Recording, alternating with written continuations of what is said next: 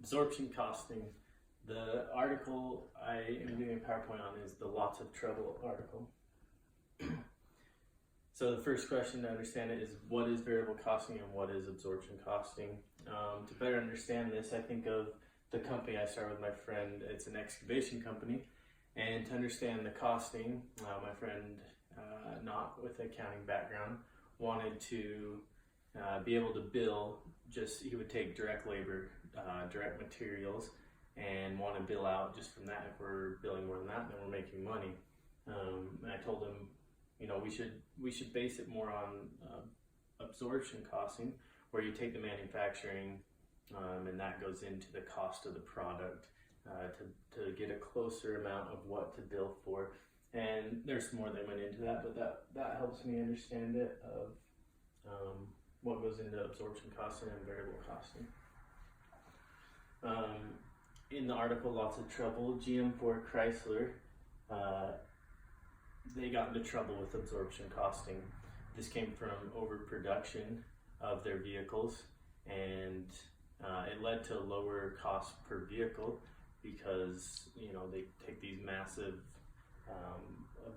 massive costs and absorb them into lots of vehicles, a larger allocation base. And we can see in the next slide how they ran into trouble.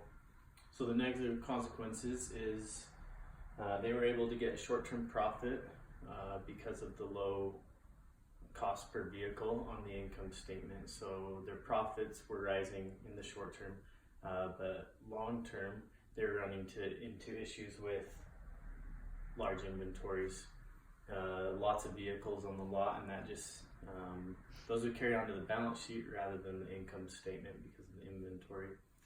And so lots of vehicles on the lot led to other costs, such as maybe they had to expand the lot to make room for the vehicles. They also had to possibly replace tires or wash cars more often to keep them looking nice. So these dealers were running into more cost, money down the drain because of this. And then they were having to spend more on advertising, and not just on advertising, but they were also having to give heavy discounts on their sales to try and rotate through the inventories.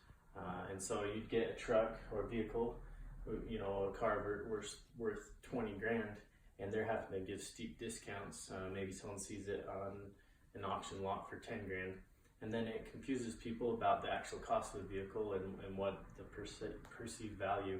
So they're running into some brand image issues because of wanting these short-term profits and absorption costing, wanting to pump up the production for a lower cost vehicle. So the lessons they learned about what was right and what was wrong was that financial accounting should be used for financial accounting and reporting, not necessarily for managerial decision making. You should use managerial accounting for that. Another big problem was, how do you structure the bonuses?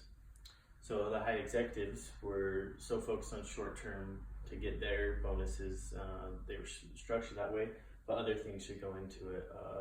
Quality of the work and brand image, maybe customer satisfaction, incorporate a lot of these things into the bonus structure so that the high executives aren't just wanting to, whether it's this way with absorption costing that Chrysler, GM, and Ford ran into, or other ways, but make sure that long term the company's in a good place.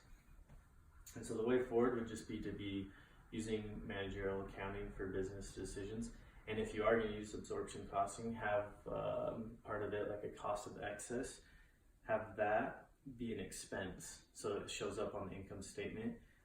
So you can't just carry forward costs to the balance sheet, because when they were overproducing, the cost never really went away. It was still always there. It just would be in the result of inventory and further on.